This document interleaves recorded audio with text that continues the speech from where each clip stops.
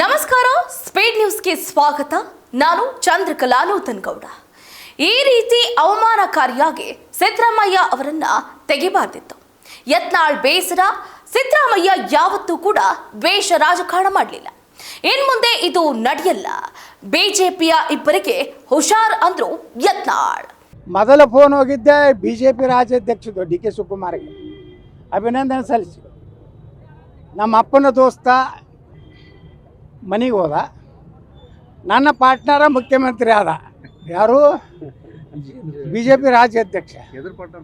ಹಾಂ, business partner ತವರೇ ಹೇಳ್ಯಾರಲ್ಲ ಸುವರ್ಣದಾಗ ಒಂದು interview ಒಳಗೆ. ಹಾಂ, ಇಲ್ಲ ಎರಡ್ರಿಗೂ ಹೋದಾರ ಬಿಡು, ಅದ್ರಾಗೇನು. ಅದು ಬಿಸ್ನೆಸ್ ಪಾರ್ಟ್ನರ್ ತವ್ರಿಗೆ ಒಪ್ಕೊಂಡಾರ ಪಾಪ. ಹೀಗಾಗಿ ಸಿದ್ದರಾಮಯ್ಯನವ್ರಿಗೆ ಆಗಿದ್ರ ಬಗ್ಗೆ ನೋಡಿ, ನಾವು ಯಾವುದೇ ಪಾರ್ಟಿಯಾಗಿರ್ಬೋದು, ಕೆಲವೊಂದು ವಿಚಾರ ಬಂದಾಗ ನಾವು ಅವರು ಇಲ್ಲಿ ಬಿಜಾಪುರಕ್ಕೆ ಬಂದಾಗನೇ ಕೆಲವೊಂದು ಮಂದಿ ಮೊನ್ನೆ ಸಿದ್ದರಾಮಯ್ಯನವ್ರ ರಾಜೀನಾಮೆ ಕೊಟ್ಟಿದ್ದು ಪಟಾಕ್ಷಿ ಹಾರಿಸಿದ್ರು. ಎದಕ್ಕೆ ಹಾರಿಸಿದ್ರು ಗೊತ್ತಿಲ್ಲ. ವಿಜಯೋತ್ಸವ ಯಾರು ಸಾಬ್ರು, ಹಿಂದೂಗಳು ಯಾರು ಆಚರಿಸಿಲ್ಲ, ಸಾಬ್ರು ಆಚರಿಸಿದ್ರು. ಒಬ್ಬ ಮುಲ್ಲಾರೆ ಸಿದ್ದರಾಮಯ್ಯ ತೆಗೆದಿದ್ದಕ್ಕೆ ಒಂದು ಸ್ಟೇಟ್ಮೆಂಟ್ ತೋರಿಸ್ರಿ. ಸಿದ್ದರಾಮಯ್ಯ ಕೋ ಹಟಾನೆ ಕೆ ಬಾದ್ ಹಮ್ ತುಮಕೋ ಸಬಕ್ ಸಿಕ್ಕಾಯಂಗೆ 28 में ಯಾರು ನನ್ನ ಮಗ ಒಬ್ಬರೇ ನನ್ನ ಮಗ ಇಟ್ಟು ಸಾಬ್ರಿಗೆ ಮಾಡಿದಾರಲ್ಲ ಸಿದ್ದರಾಮಯ್ಯವರು. ಅದಕ್ಕೆ ಸಿದ್ದರಾಮಯ್ಯನವ್ರಿಗೆ ನಾ ಇಟ್ಟೇ ಹೇಳ್ತೀನಿ, ನಾ ಹೇಳಿದ್ದೇವಮ್ಮಿ. ಆ ಪುಣ್ಯಾತ್ಮನ ಹೇಳಿಕೆ ತಗೊಂಡು ಏನು ಮಾಡ್ತೀರಾ ಬಿಡಿ. 2028ರ ಚುನಾವಣೆಯಲ್ಲಿ ಕಾಂಗ್ರೆಸ್ ಪಕ್ಷಕ್ಕೆ ಭಾರಿ ಹೊಡೆತ. ಯತ್ನಾಳ್ ಹೇಳಿಕೆ. ಯತ್ನಾಳ್ ಭೀಮಾ ತೀರದ ರಕ್ತ ಚರಿತ್ರೆಯ ಬಗ್ಗೆ ಆತಂಕ ಸೃಷ್ಟಿಸಿದ್ದು ಯಾಕೆ? ಎಸ್, ವಿಜಯಪುರದಲ್ಲಿ ಶಾಸಕ ಬಸನಗೌಡ ಪಾಟೀಲ್ ಯತ್ನಾಳ್ ಅವರು ಸಿಎಂ ಸಿದ್ದರಾಮಯ್ಯ ದ್ವೇಷದ ರಾಜಕಾರಣ ಮಾಡೋದೇ ಇಲ್ಲ ಅಂತ ಪ್ರಶಂಸೆಯನ್ನ ವ್ಯಕ್ತಪಡಿಸಿದ್ದಾರೆ. ಆದರೆ ಡಿಕೆಶಿ ಸಿಎಂ ಆದರೆ ಅವರ ಬಿಸ್ನೆಸ್ ಪಾರ್ಟ್ನರ್ ಆಗಿರುವ BY ವಿಜಯೇಂದ್ರ ಅವರಿಗೆ ಹೆಚ್ಚು ಸಂತೋಷ ಆಗುತ್ತೆ ಅಂತ ಸ್ವಪಕ್ಷೀಯ ಅವರನ್ನೇ ಟೀಕೆ ಮಾಡಿದ್ದಾರೆ. ಸಿದ್ದರಾಮಯ್ಯ ರಾಜೀನಾಮೆ ವದಂತಿಗೆ ಕೆಲವರು ಪಟಾಕಿ ಸಿಡಿಸಿದ್ದನ್ನ ಖಂಡಿಸಿದ ಅವರು ಭೀಮಾ ತೀರದಲ್ಲೇ ಹೆಚ್ಚುತ್ತಾ ಇರುವಂತಹ ರೌಡಿ ಹಾವಳಿಯನ್ನ ಹತ್ತಿಕ್ಕೋದಕ್ಕೆ ಪೊಲೀಸರು ನಿರ್ದಾಕ್ಷಿಣ್ಯ ಹಾಗೆ ಕಠಿಣ ಕ್ರಮವನ್ನ ಕೈಗೊಳ್ಳಬೇಕು ಅಂತ ಹೇಳಿದರು. ಇನ್ನು ಸಿಎಂ ಆಗಿದ್ದ ಸಿದ್ದರಾಮಯ್ಯ ಯಾವತ್ತೂ ಕೂಡ ದ್ವೇಷ ರಾಜಕಾರಣ ಮಾಡಲಿಲ್ಲ. ಆದರೆ ಮುಂದಿನ ದಿನಗಳಲ್ಲಿ ಇದು ನಡೆಯೋದಿಲ್ಲ.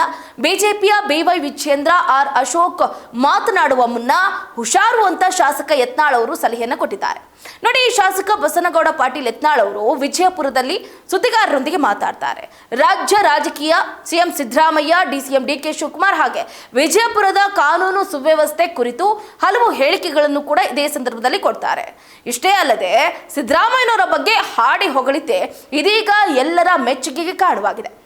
ಯಾವಾಗಲೂ ಸಿಎಂ ಸಿದ್ದರಾಮಯ್ಯನವರ ವಿರುದ್ಧ ವಾಗ್ದಾಳಿಯನ್ನು ನಡೆಸುವ ಯತ್ನಾಳ್ ಈ ಬಾರಿ ಮಾತ್ರ ಅಚ್ಚರಿ ಎಂಬಂತೆ ಅವರ ಪರ ಬ್ಯಾಟಿಂಗ್ ಅನ್ನು ಮಾಡಿದ್ದಾರೆ. ನಾನೊಬ್ಬ ಲಿಂಗಾಯತ ನಾಯಕನಾಗಿ ಸಿದ್ದರಾಮಯ್ಯನವರ ಬಗ್ಗೆ ಕೀಳಾಗಿ ಮಾತಾಡೋದು ಇಲ್ಲ. ಅವರೊಬ್ಬ ಹಿರಿಯ ನಾಯಕ, ಹಾಗೆ ಅತಿ ಹೆಚ್ಚು ಬಾರಿ ಬಜೆಟ್ ಮಂಡಿಸಿದ ಅನುಭವಿ. ಅವರಲ್ಲಿ ಇರುವಂತಹ ಒಂದು ಒಳ್ಳೆಯ ಗುಣ ಅಂದ್ರೆ ಅವರು ಯಾವತ್ತೂ ಕೂಡ ವೈಯಕ್ತಿಕ ದ್ವೇಷವನ್ನ ಸಾಧಿಸೋದಿಲ್ಲ. ನಾವೆಷ್ಟೇ ಟೀಕೆ ಮಾಡಿದ್ರು, ವಿರೋಧ ಮಾಡಿದ್ರು ಕೂಡ ಅವರು ಹಳೆಯ ಫೈಲ್ಗಳನ್ನ ತೆಗೆದು ದ್ವೇಷದ ರಾಜಕಾರಣ ಮಾಡುವವರು ಅಲ್ವೇ ಅಲ್ಲ. ಆದರೆ ಈಗ ಬರುವವರು ಬೇರೆ ನಾಯಕರನ್ನ ಪರೋಕ್ಷವಾಗಿ ಉಲ್ಲೇಖಿಸಿ ಆ ಕೆಲಸವನ್ನ ಮಾಡ್ತಾರೆ ಅಂತ ಮೆಚ್ಚುಗೆಯನ್ನ ವ್ಯಕ್ತಪಡಿಸಿದ್ರು. ಇನ್ನು ಡಿಕೆಶಿ ಸಿಎಂ ಆದ್ರೆ ಬಿಜೆಪಿ ರಾಜ್ಯಾಧ್ಯಕ್ಷರಿಗೆ ಹೆಚ್ಚು ಖುಷಿ ಆಗುತ್ತೆ. ಮುಖ್ಯಮಂತ್ರಿ ಬದಲಾವಣೆ ವದಂತಿಗಳ ಕುರಿತು ಮಾತಾಡಿರುವಂತಹ ಅವರು ಸಿದ್ದರಾಮಯ್ಯನವರು ರಾಜೀನಾಮೆ ನೀಡಿದ್ರೆ DK ಶಿವಕುಮಾರ್ ಅವರು ಮುಖ್ಯಮಂತ್ರಿ ಆಗ್ತಾರೆ ಅನ್ನುವಂಥ ಲೆಕ್ಕಾಚಾರದಲ್ಲಿ ದೆಹಲಿಗೆ ಹೋಗ್ತಿದ್ದಾರೆ. ಆದರೆ DK ಶಿವಕುಮಾರ್ ಸಿಎಂ ಆದ್ರೆ ಅವರಿಗಿಂತ ಹೆಚ್ಚು ಖುಷಿ ಪಡೋದು ನಮ್ಮ ಬಿಜೆಪಿ ರಾಜ್ಯಾಧ್ಯಕ್ಷ BY ವಿಜಯೇಂದ್ರ ಅವರು. ಅವರಿಬ್ಬರು ಬಿಸ್ನೆಸ್ ಪಾರ್ಟ್ನರ್ಗಳು ಅಂತ ಸ್ವಪಕ್ಷದ ನಾಯಕನ ವಿರುದ್ಧವೇ ಪರೋಕ್ಷವಾಗಿ ತೀವ್ರವಾಗಿ ವಾಗ್ದಾಳಿಯನ್ನು ನಡೆಸಿದ್ರು. ಇನ್ನು ಸಿದ್ದರಾಮಯ್ಯನವರ ರಾಜೀನಾಮೆ ವದಂತಿಗೆ ಪಟಾಕಿಯನ್ನ ಸಿಡಿಸಿದ್ರ. ನೋಡಿ, ಇತ್ತೀಚೆಗೆ ಸಿದ್ದರಾಮಯ್ಯನವರು ರಾಜೀನಾಮೆಯನ್ನು ನೀಡ್ತಾರೆ ಅನ್ನುವಂಥ ವದಂತಿ ಹಬ್ಬಿದಾಗ ವಿಜಯಪುರದಲ್ಲಿ ಕೆಲವು ಮುಸ್ಲಿಮರು ಪಟಾಕಿ ಸಿಡಿಸಿ ಸಂಭ್ರಮಿಸಿದ್ದಾರೆ. ಸಿದ್ದರಾಮಯ್ಯನವರು ಮುಸ್ಲಿಮರಿಗೆ ಯಾವುದೇ ಅನ್ಯಾಯ ಮಾಡಿಲ್ಲ, ಆದರೂ ಕೂಡ ಅವ್ರು ಯಾಕೆ ಹೀಗೆ ಸಂಭ್ರಮಿಸಿದ್ರು? ಇದು ಅವರ ಮನಸ್ಥಿತಿಯನ್ನ ತೋರಿಸುತ್ತೆ. ನಮ್ಮ ಧರ್ಮ, ನಮ್ಮ ಸಂಸ್ಕೃತಿ, ನಮ್ಮ ಜನ ನಮಗೆ ಮುಖ್ಯ ಅಂತ ಯತ್ನಾಳ್ ಅವರು ಇದೇ ಸಂದರ್ಭದಲ್ಲಿ ಗುಡುಗುದು. ಇನ್ನು ಭೀಮಾ ತೀರದ ರಕ್ತ ಚರಿತ್ರೆ ಬಗ್ಗೆ ಕೂಡ ಆತಂಕ ಇದೆ. ಇದೇ ವೇಳೆ ವಿಜಯಪುರ ಜಿಲ್ಲೆಯ ಕಾನೂನು ಸುವ್ಯವಸ್ಥೆ ಬಗ್ಗೆ ಕಳವಳ ವ್ಯಕ್ತಪಡಿಸಿದ ಯತ್ನಾಳ್ ಭೀಮಾ ತೀರದಲ್ಲಿ ಮತ್ತೆ ಗುಂಡಿನ ಸದ್ದು ಕೇಳಿಸ್ತಾ ಇದೆ. ಸರಣಿ ಕೊಲೆಗಳು ನಡೀತಾ ಇದೆ. ಈ ಹಿಂದೆ ಪ್ರತಾಪ್ ರೆಡ್ಡಿ ಅವರು SP ಆಗಿದ್ದಾಗ ಇದನ್ನೆಲ್ಲ ಕಂಟ್ರೋಲ್ ಮಾಡಿದ್ದು. ಆದರೆ ಈಗ ಮತ್ತೆ ರೌಡಿಗಳ ಹಾವಳಿ ಹೆಚ್ಚಾಗಿದೆ. ಪೊಲೀಸ್ ಇಲಾಖೆಯ ಭಯವೇ ಇಲ್ಲದಂತಾಗಿದೆ.